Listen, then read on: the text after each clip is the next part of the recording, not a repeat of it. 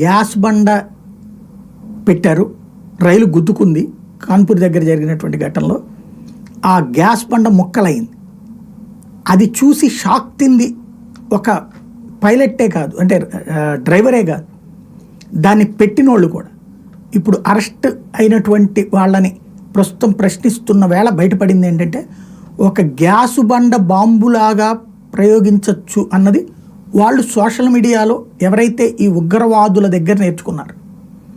ఇప్పుడు ఉగ్రవాదులు పేలుడు పదార్థాలు ఎట్లా సృష్టించాలి, విధ్వంసం ఎట్లా సృష్టించాలన్నది సోషల్ మీడియాలో పోస్టులు పెడుతున్నారు. దాన్ని బేస్ చేసుకుని ఇప్పుడు మన సిమెంట్ పిల్లర్లు పెట్టడమా, లేకపోతే కనుక రైలు పట్టాల దగ్గర ఏదన్నా వేషాలు వేస్తున్నవన్నీ కూడా ఇట్లాంటివే. అంటే వీళ్ళకి నేరుగా అక్కడ ఉగ్రవాదులతో సంబంధం ఉండదు, కానీ ఆ ఉగ్రవాదుల భావజాలానికి ఇన్స్పైర్ అవుతున్నారు.